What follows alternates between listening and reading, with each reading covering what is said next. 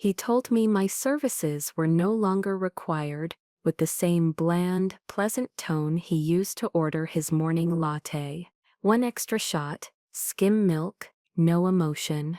Marcus Thorne, CEO of Nourish Pure, the man who built an empire on my formulas, stood there in his ridiculously expensive, impossibly crisp white shirt and erased my career between sips of coffee. The termination letter, sitting on the polished concrete floor between us, felt like a joke, a prop from a movie. It cited a vague, insulting clause about creative differences and realigning strategic vision. We both knew the truth. I had found the lie at the heart of his all-natural kingdom, and for that I had to be exiled. He thought the non-disclosure agreement was a gag order, a digital ball and chain. He thought the threat of legal action and financial ruin was enough to buy my silence. What he didn't know, what none of them knew, was that my silence had already been broken months ago, whispered into an encrypted phone line to a man whose entire career was built on exposing people just like Marcus. My name is Dr. Elise Reed. I was the head food scientist for a company that sold honesty in a bag, and this is the story of how I burned it all to the ground. But stick around, because if you've ever been underestimated, if you've ever had your work stolen, or if you've ever been told to just be a team player while the team was cheating, then this story isn't just about me. It's about you too, and it helps to know I'm not just screaming into the void here. So if this feels familiar, let me know in the comments, and be sure to subscribe, because this is a journey you'll want to see through to the end. The final meeting was a masterclass in corporate gaslighting. It took place in the Zen Room, a ridiculous glass box in the middle of our open-plan office, filled with uncomfortable beanbag chairs and a single sad-looking bamboo plant. It was meant to be for meditation and de-stressing. Marcus had turned it into an execution chamber. He wasn't alone. His daughter Chloe was there, perched on a beanbag like a bored supermodel. She'd been given the title of Chief Innovation Officer a year ago, a title she'd earned by having the correct last name. Her contribution to our product line was suggesting we add adaptogenic mushrooms to everything, because she'd read about them on a wellness blog. I had the lab report in my hand, not a Nourish Pure report, an independent one. The paper felt heavy, dense with truth. A few weeks prior, I'd noticed a discrepancy, a tiny, almost imperceptible shift in the texture profile of our best-selling product, the Natura Bites. They were my creation, my baby. I knew their molecular structure like the back of my hand. I could tell from a single bite if the organic date paste we used came from a farm in California or a supplier in Tunisia. This was different. There was a lingering sweetness, a chemical note that had no business being there. It was a ghost on the palate. I ran the tests myself, late at night, when the lab was empty. The gas chromatograph didn't lie. It spat out a reading that made my stomach twist into a cold, hard knot. It was a peak where no peak should be. A synthetic marker for an ingredient called cycloanthanolate. It's a cheap, potent artificial sweetener, manufactured in enormous industrial vats, and used in everything from budget sodas to cattle feed. It was about as all-natural as plastic, and it was in my product. I took the data to Marcus, expecting shock, concern, maybe even gratitude. Instead, I got a placid smile. He told me I was overthinking it. He said, "Elise, you're a brilliant scientist, but sometimes you get lost in the weeds. It's probably a calibration error. Run it again." I did, and I sent a sample, under a pseudonym, to a university lab 2 states away. Their results came back yesterday. They confirmed my findings, down to the microgram. That was the report in my hand. I laid it on the low-slung, reclaimed wood table between us. I explained the science, calmly and precisely. I showed him the chromatograph chart, the undeniable spike. I told him we had to recall the last 3 batches, issue a statement, and absorb the blow. It was the only ethical choice, the only legal one. Marcus didn't even look at the report, he just sighed. A long, weary exhalation, as if I were a toddler throwing a tantrum. He looked at Chloe, who was examining her manicure. "Elise," he said, his voice dripping with faux patience, "we are a lifestyle brand. We sell a feeling. We sell trust. We are not going to torch our reputation. Because one of your machines had a little hiccup." He was talking about a machine that could differentiate between isotopes of the same element. A hiccup. That was the word he used. Chloe finally looked up. Her expression a perfect blend of pity and boredom. She said, "Dr. Reed, with all due respect, my father built this company from nothing. I think he knows how to manage brand perception. Maybe the problem isn't the ingredients. Maybe the problem is your attitude." It was a stunningly stupid thing to say.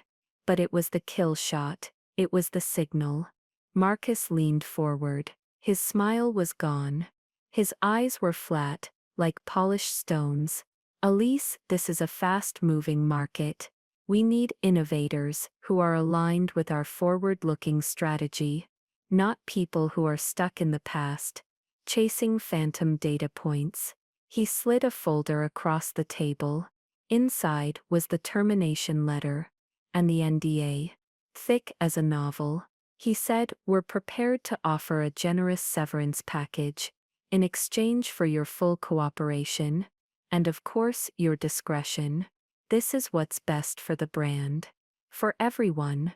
The way he said it, quiet and final, told me this wasn't a negotiation.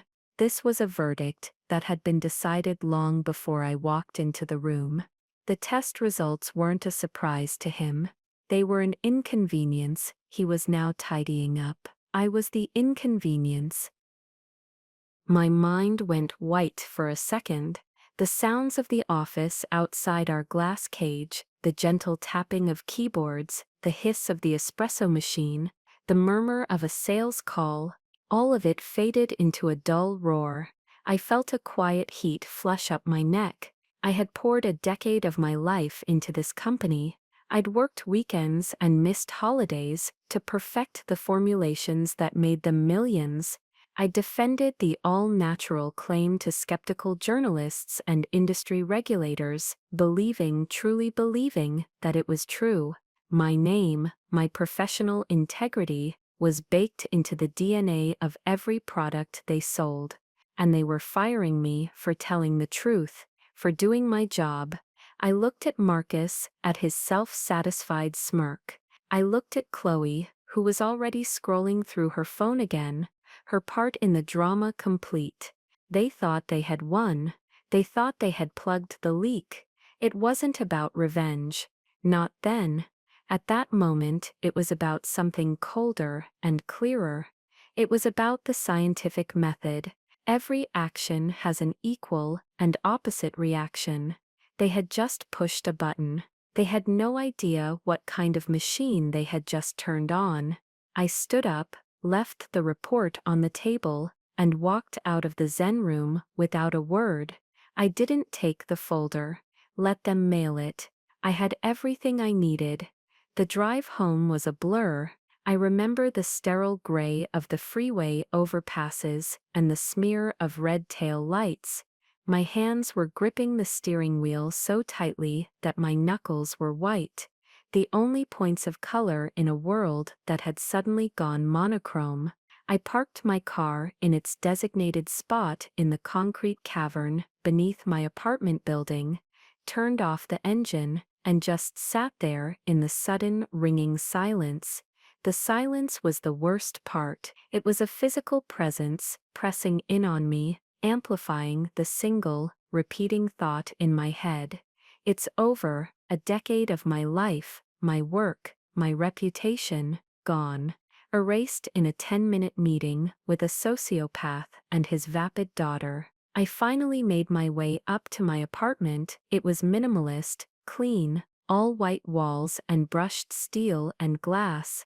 A scientist's apartment, a place for order and logic. Tonight, it felt like a hospital room, cold, sterile, and indifferent. I dropped my keys on the counter, the clatter unnaturally loud in the quiet. I didn't turn on the lights. I just stood in the gloom, the city lights painting long, distorted stripes across the floor. And then, the dam broke. It wasn't a loud, theatrical sob. It was a quiet, gut-wrenching collapse. I slid down the kitchen cabinets until I was sitting on the cool tile floor, my head in my hands, and the full weight of the betrayal washed over me. It wasn't just the firing, it was the insult of it, the casual, dismissive way they had taken my life's work and twisted it into a lie, and then punished me for noticing. My mind, a place usually filled with chemical formulas and structured data, became a chaotic slideshow of the past, flashbacks, sharp and painful as shards of glass. I remembered my first interview with Marcus, 10 years ago. Nourish Pure was just a startup then, operating out of a cramped office that always smelled faintly of burnt coffee. He was magnetic. He spoke with such passion about changing the world, about bringing real, honest food to people. He'd looked me in the eye and said, "Elise, I'm not a scientist, I'm a storyteller. You be the truth, and I'll be the voice. We'll be unstoppable." I believed him.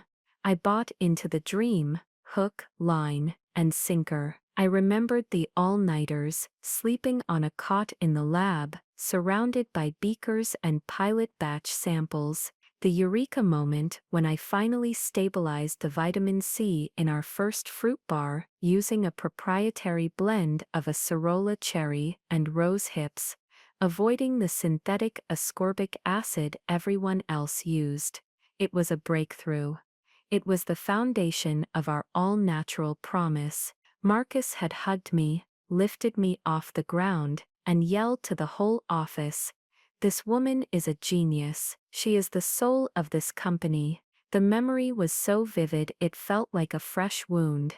And then the more recent memories began to seep in, tainting the good ones. The day Chloe was hired, she'd waltzed in with a degree in art history and zero experience in food science, and Marcus had announced her as our new Chief Innovation Officer. I saw the look on the faces of my team, the junior scientists I had mentored, confusion, disappointment, the first crack in the foundation. I remembered meetings where I would present weeks of research on sourcing sustainable, ethically harvested almonds, only for Chloe to interrupt with, "But is the packaging Instagrammable?" Marcus would nod thoughtfully and say, "She has a point, Elise. We need to think about the social media narrative." My data became secondary to her hashtags. The most painful memories were the ones involving my team, especially Maya Sharma. Maya was a young chemist, fresh out of her master's program, with a mind like a diamond, brilliant, sharp, and able to cut through any problem. I'd hired her myself 2 years ago. I saw in her the same spark of passionate curiosity I'd had at her age. She was my protégée. I was teaching her everything I knew, not just about food science, but about how to navigate the corporate world, how to stand up for her data, how to let the truth be her armor. I remembered the day she first came to me, a few months back, a printout of a supply chain manifest in her hand.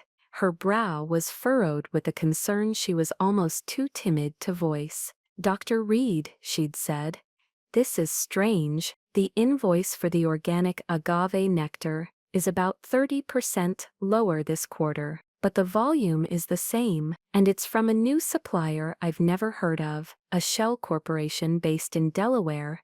with a shipping origin in Southeast Asia. I had praised her for her diligence. I'd told her it was an excellent catch, and I would look into it. I'd taken it to Marcus, and he had waved it away. Economies of scale. Elise, our new procurement guy is a genius. Don't worry about it. He'd made me feel foolish for questioning it, for mistrusting his genius new hire. And like an idiot, I had relayed that message back to Maya, telling her it was a false alarm. I'd seen the flicker of confusion in her eyes. I had, in that moment, taught her to ignore her own brilliant instincts. I had made her doubt herself to protect a man who was actively deceiving us. The shame of that memory was a physical ache in my chest. I hadn't just been betrayed.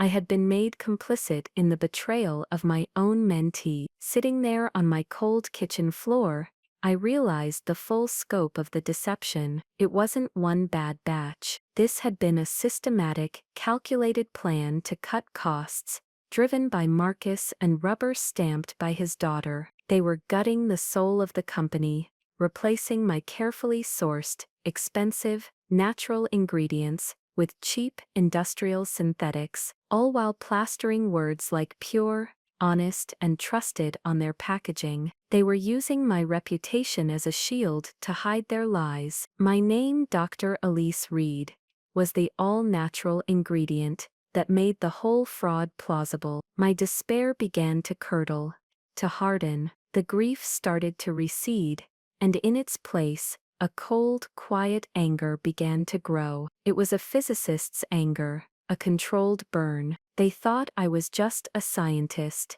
a woman in a lab coat, who didn't understand the big picture of brand narratives and market shares. They had fundamentally miscalculated. They had mistaken my professional integrity for naivete. They thought that by firing me, they had removed the problem. They hadn't, they had just released it into the wild. I pushed myself up off the floor. I walked over to my bookshelf, past the organic chemistry textbooks and the food science journals. My hand landed on a small framed photograph at the back. It was of my father. He was a chemist, too, a quiet, brilliant man who spent his life working for a large pharmaceutical company. He taught me how to use a microscope before I knew how to ride a bike. He believed that science was the closest thing we had to objective truth. He was laid off 3 years before his pension vested, replaced by a younger, cheaper chemist. He never recovered from the blow. He died of a heart attack a year later. Before he passed,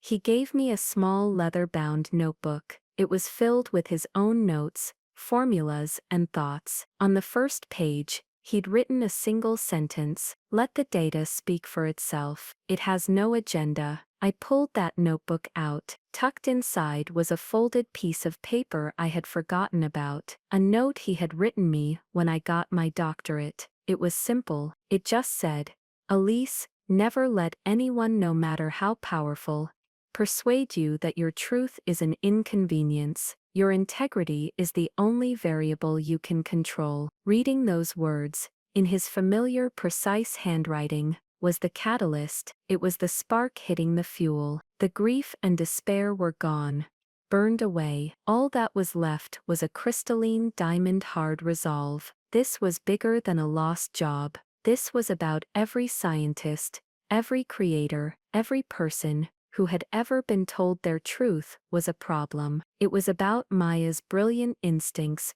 being dismissed. It was about my father's legacy. Marcus Thorne had built his house of cards on my foundation. Now I was going to pull the card that had my name on it. And it was never about revenge. Some people might call it that. But for me, it was simpler. It was about restoring order to the system. It was about finishing the experiment. They had introduced a variable. I was about to document the results. I went to my laptop, my fingers steady, my mind clear for the first time all day. I had work to do. The plan wasn't born in that moment of cold fury. Its seeds had been planted months ago, in the fertile ground of professional paranoia. All good scientists are skeptics, and I had been skeptical of Marcus Thorne's sudden evangelical focus on aggressive growth and streamlining procurement for the better part of a year. It's a corporate euphemism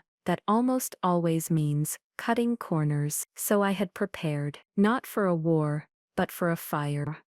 I had built myself a fire escape. It started with a simple act of foresight. I kept 2 sets of notes. The first set was on the company servers, the official record, polished and professional. The second set was mine, on a series of encrypted, password-protected hard drives, stored in a safe deposit box. These were my real lab books. They contained not just the successful formulas, but the failures, the theories, the molecular dead ends, and crucially, they contained my detailed analysis of every single ingredient we had ever tested, including a full workup on dozens of common artificial sweeteners. I had documented their unique chemical fingerprints, their degradation pathways, the telltale trace elements they left behind. I did it out of pure scientific habit, a desire to know every variable in my field. I never imagined it would become an arsenal.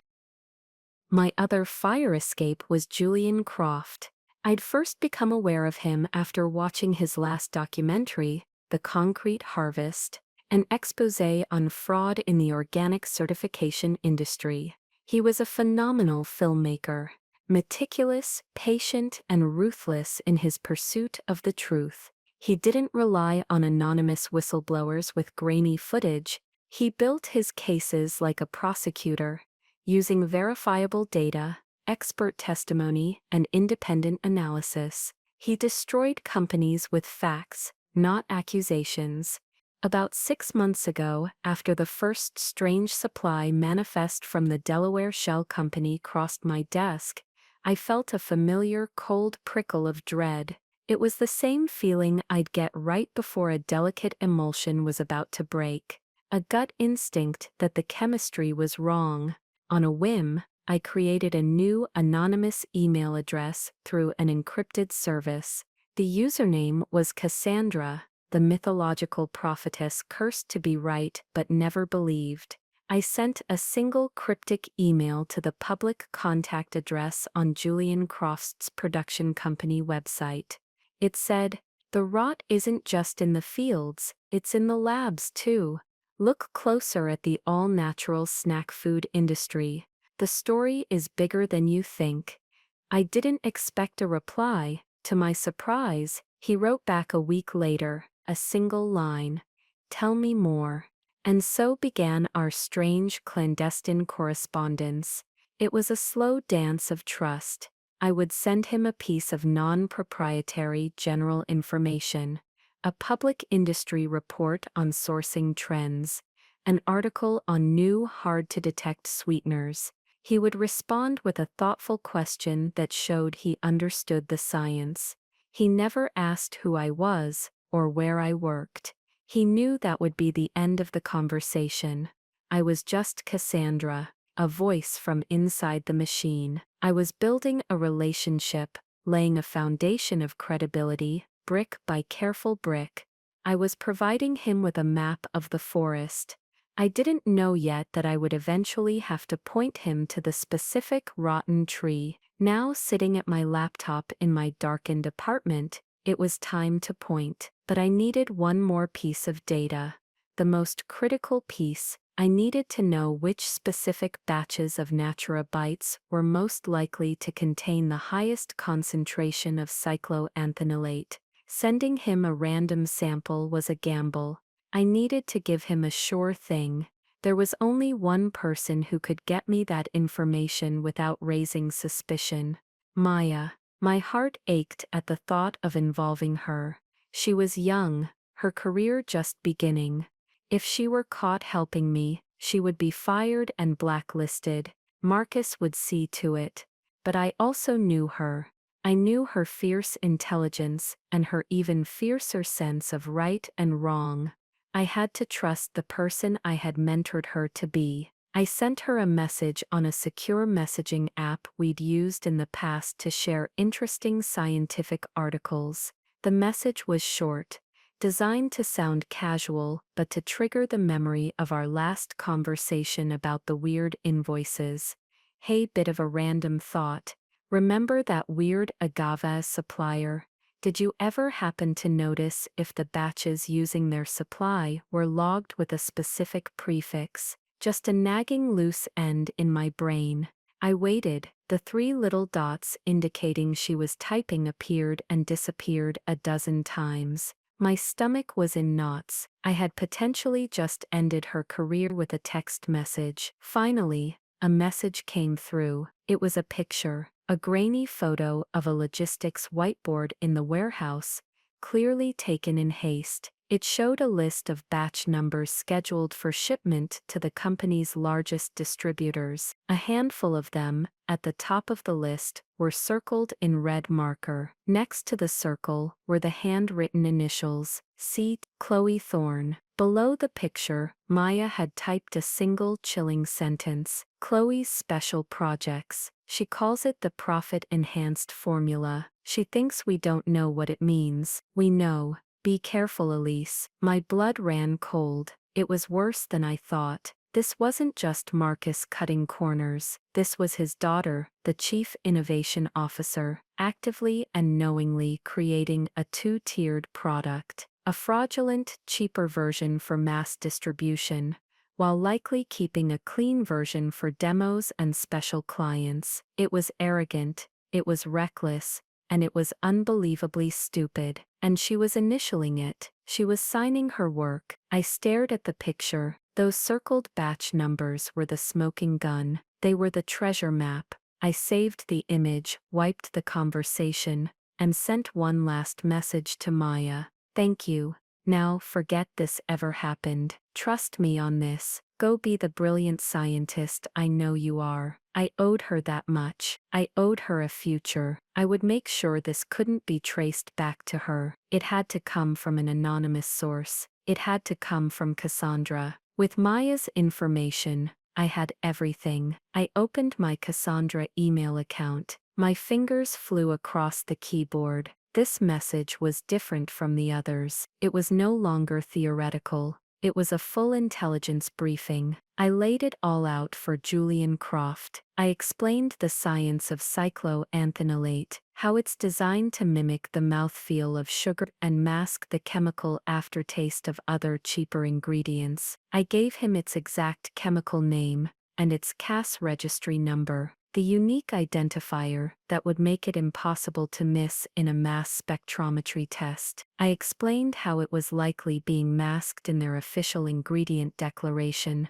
under the catch-all term, natural flavors, a notorious loophole in FDA labeling law. This was the plausible inaccuracy I knew would get under the skin of every regulator and food lawyer who saw the film. The debate over what natural flavors can legally contain is a hornet's nest. Then, I gave him the batch numbers Maya had sent me. I told him which national supermarket chains had just received these specific shipments. I told him exactly what to test for. I attached a single file, a high-resolution graphic of a chromatograph reading, which I had created from my own personal notes. It showed a clean reading for an authentic Natura bite, and then a second reading with a dramatic, unmistakable spike, which I labeled Synthetic Sweetening Agent Compound C. I didn't use the real name. I gave it a cinematic, mysterious label. Let him have his reveal. My final paragraph was a warning and a piece of advice. The company will deny this. They will say it's a contamination, a rogue supplier, a testing error. They will bury you in legal threats. But the data is clean. The science is absolute. They have been running a two-tier system. The CEO's daughter is personally overseeing the fraudulent batches. Her initials are on the internal logistics manifests. If you can get someone on the inside to talk, look for manifests marked CT. They can't hide from the chemistry. Let the data speak for itself. I read the email one last time.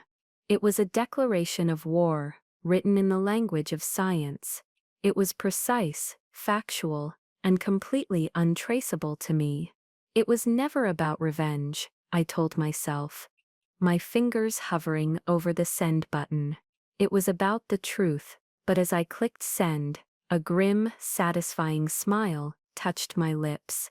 The truth, I knew, was going to feel a lot like revenge. The dominoes were now set. All I had to do was wait for the first one to fall. The waiting was the hardest part. For 3 weeks there was nothing. Silence. I threw myself into building a new life. I cashed the severance check Marcus had mailed me. A calculated move, as accepting it without protest would make them think their problem was solved. I used the money to officially set up my own consulting firm, Reed Integrity Labs. It was just a name on a legal document and a bare-bones website for now. But it felt like planting a flag. I spent my days at the public library, using their computers to research and build a business plan, refusing to touch my personal laptop for anything related to the case. I was a ghost. I didn't exist. My only contact with the outside world was my carefully managed encrypted channel with Maya. We never spoke of Nourish Pure directly. Our conversations were a dance of coded language. She'd tell me about a boring new project requiring her to run dozens of redundant quality control tests, and I knew it meant Marcus was in a panic, trying to figure out the scope of the problem. She'd mention that Chloe is spending a lot more time in marketing meetings, and I knew they were building a PR fortress, preparing for a war they didn't know was already lost. Maya was my periscope, my one small window into the enemy submarine. And her quiet courage was a constant source of strength for me. I felt a fierce protective loyalty to her. This entire operation was predicated on her safety. Then, one Tuesday morning, the first domino fell. It wasn't a loud crash. It was a quiet tremor that I felt all the way across the city. Maya sent me a link without any comment. It was the trailer for a new documentary, posted on the website of a major online streaming platform. The title was The Sweetest Lie. The trailer was a masterpiece of suspense.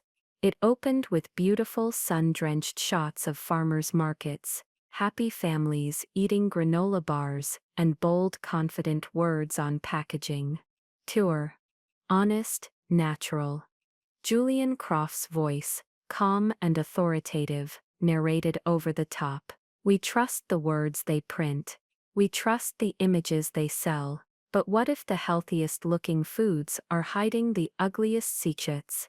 The music shifted, becoming ominous. The screen showed a scientist in a lab coat, his face obscured by shadow, loading a sample into a complex-looking machine. Then a quick cut to a computer screen. A chromatograph chart. The camera zoomed in on a single jagged peak. My peak. The one I had created. Labeled Synthetic Sweetening Agent Compound C. The trailer never mentioned Nourish Pure by name. For the final shot, the camera panned slowly across a blurred-out image of a snack bar. Even through the digital distortion, the distinctive shape and color of a Natura bite was unmistakable. Anyone who had ever bought one would recognize it instantly. The screen went black. Text appeared. The Sweetest Lie. Coming soon. I felt a jolt, a surge of adrenaline mixed with a terrifying, exhilarating sense of victory. It had begun. The silent takeover was in motion. An hour later, Maya called me. Her voice a frantic whisper. She was in a supply closet. Elise, it's chaos here. Absolute chaos. The trailer is everywhere. Marcus is losing his mind. He's been storming up and down the aisles, screaming at the marketing team. He just fired the head of PR. Chloe is in her office, crying. Everyone is pretending they don't know which company the trailer is about, but we all know. We all know. I listened, my own expression calm. I pictured the scene, the noise, the panic, the frantic, useless activity, and I contrasted it with my own reality. The quiet hum of the library, the ordered stacks of books around me, the logical progression of my plan. They were reacting to a ghost, scrambling to fight an enemy they couldn't see. Marcus's first mistake was to confirm their guilt through his own actions. The next day, Julian Croft's production company received a blistering cease and desist letter from Nourish Pure's high-priced legal team. It accused him of defamation, trade libel, and tortious interference. It demanded he take down the trailer immediately and issue a public apology. It was an aggressive, bullying tactic. Meant to intimidate, it backfired spectacularly. Julian, of course, had been waiting for this. He didn't respond to the letter. Instead, he gave it to a reporter at a major trade publication that covered the food and beverage industry.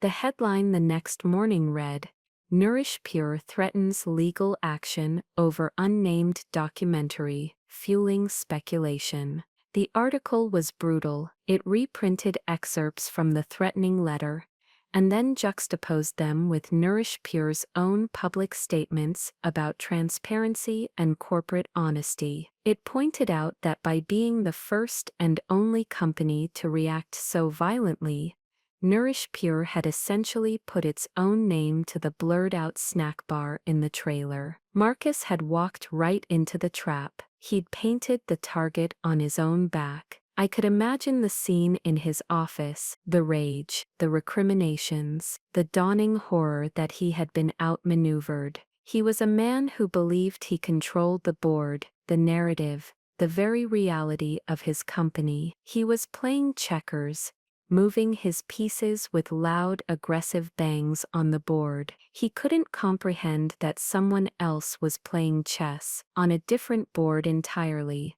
and had been for months. He was looking for a traitor in his own ranks, a disgruntled employee who had leaked a file. He would never think to look for a scientist who had quietly laid a trail of breadcrumbs for a killer to follow. His ego wouldn't allow it. In his world, scientists were tools, not strategists. That was his fatal blind spot, and I had built my entire plan around it. The fallout from the trade publication article was swift. According to Maya, the phones started ringing off the hook. But it wasn't reporters anymore. It was worse. It was their customers, not the people buying a single bar at the checkout counter. It was the massive national and international grocery chains, the big box stores, the high-end health food distributors, who sold Nourish Pure products by the pallet. They weren't accusing,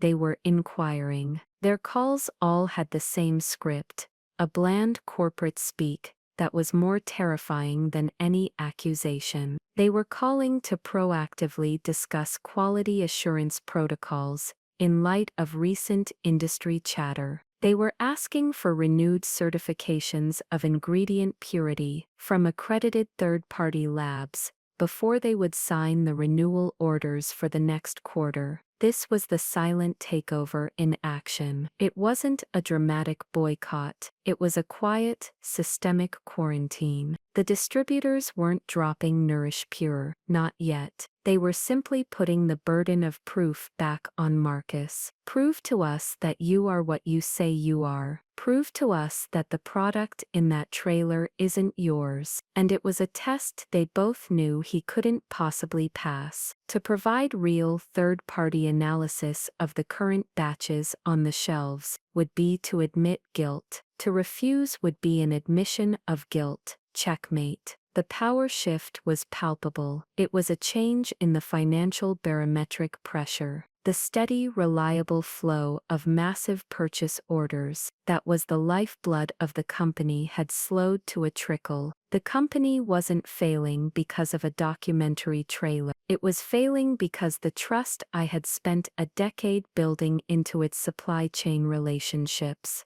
the trust Marcus had taken for credit, was irrevocably broken. Those distributors didn't trust Nourish Pure, the brand. They had trusted Dr. Elise Reed, the scientist who always answered their technical questions with honesty and precision. And I was gone. In my absence there was only doubt. Then came the desperate countermove. My phone rang one afternoon. The caller ID said Marcus Thorne. I stared at it for a long moment. I could feel my heart beating a little faster. I let it go to voicemail. A part of me, the part that still remembered the good years, was tempted to answer, but I knew what he wanted. He didn't want to apologize. He wanted to fix his problem. He wanted to use me again. His voicemail was a journey through the 5 stages of executive grief. First came the forced buddy-buddy nonchalance. Elise, Marcus here. Long time no talk. Listen, some crazy stuff is going on,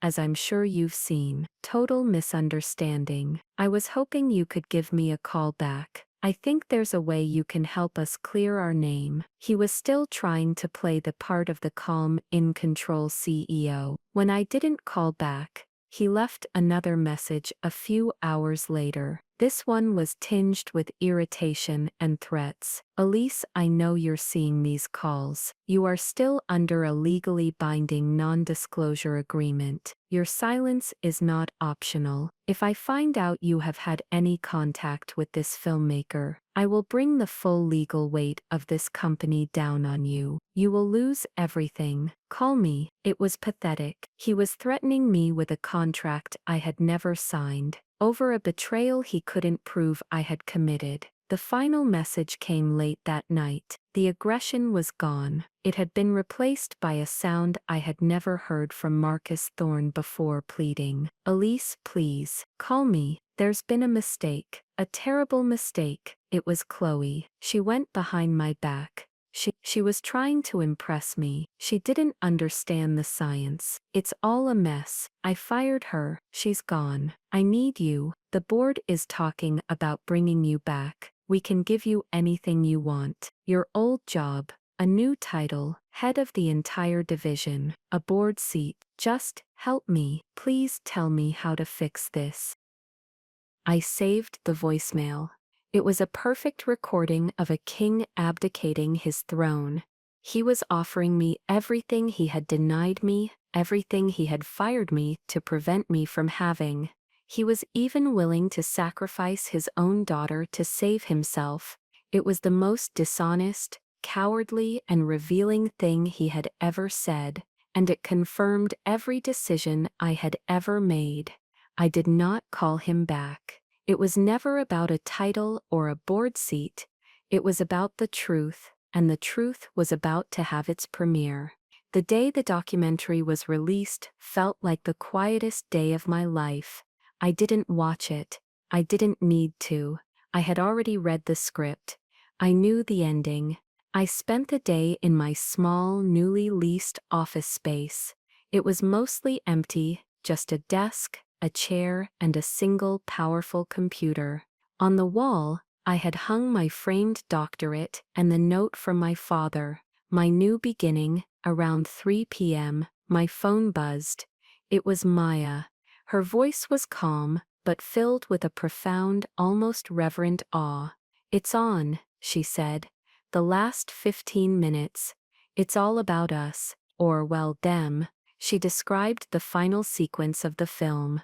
Julian Croft, on camera, presenting his findings, the interview with a genuinely shocked and outraged former supplier of our organic agave, who confirmed his contract had been terminated without explanation and replaced by an unknown competitor. Then came the centerpiece, the stunning conclusion, an interview with the director of the independent university lab I had anonymously hired, a distinguished gray-haired professor with an unimpeachable reputation. He sat in his office, the official lab report in his hands. He spoke directly to the camera. We received a sample of a popular snack product called Natura Bites, batch number 7, BCT 441. We were asked to test for a specific non-organic compound, Cass number May 3rd 94. He paused, looking down at the report. Our mass spectrometry analysis confirms unequivocally the presence of cycloanthanolate at a concentration of approximately 200 parts per million. This is a synthetic high-intensity sweetener. It is not a natural substance. There is no possibility of accidental contamination at this level. In my professional opinion, it is an undeclared, intentionally added ingredient. He held the report up to the camera. The Nourish Pure logo was clearly visible at the top. The batch number, one of the ones Chloe had personally initialed, was highlighted in yellow. It was over a quiet, clinical scientific execution. There was no room for doubt, no space for denial. The data was speaking for itself, just as my father had taught me. Maya continued, her voice hushed. The stock is in free fall, they've halted trading. The phones are all being routed to a crisis PR firm. Marcus and his lawyers are locked in the main boardroom. The board of directors called an emergency meeting for tomorrow morning. People are just walking around in a daze, packing their desks. They know. She paused. You did it, Elise. You actually did it. It wasn't about revenge, I said to myself, the words feeling more true now than ever before. It was about consequences. It was about a system correcting itself. Marcus had built a brand on a lie, and the truth had just called in his loan. The next morning, I received an email. It wasn't from Marcus, it was from a man named Arthur Vance, the lead independent director on Nourish Pure's board. He was an old-school corporate type, a man I had always respected for his quiet intelligence and no-nonsense demeanor. In the few board meetings I had attended, the subject line was simple. A conversation. The email was short and to the point. He informed me that, effective immediately, Marcus Thorne had been removed as CEO, and Chloe Thorne had been terminated for cause. The board, he wrote, had been presented with irrefutable evidence of gross mismanagement and fraud. He expressed his profound regret for the board's lack of oversight and for the circumstances of my departure. Then came the offer. He asked if I would be willing to enter into a highly compensated consulting agreement to help them navigate the fallout, reformulate the entire product line, and rebuild the trust of their distributors. He said, "We realize now that you were never just an employee, Dr. Reed. You were the foundation, and the foundation has crumbled." I read the email 3 times. It was complete and total vindication. Everything Marcus had pleaded for in his desperate voicemail, offered to me on a silver platter by the very people who paid his salary. The power had not just shifted, it had been completely transferred.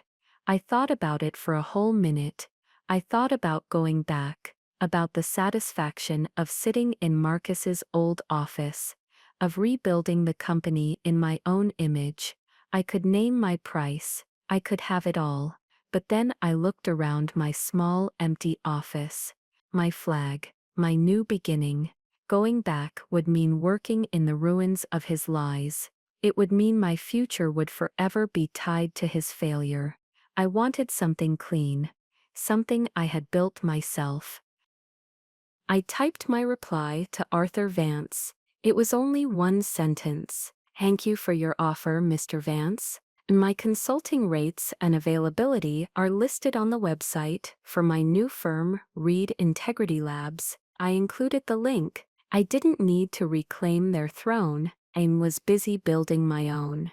The final confrontation was nothing more than a quiet click of a mouse. An email sent, a door closed, a new one opened. It was a quiet, satisfying, and deeply personal victory.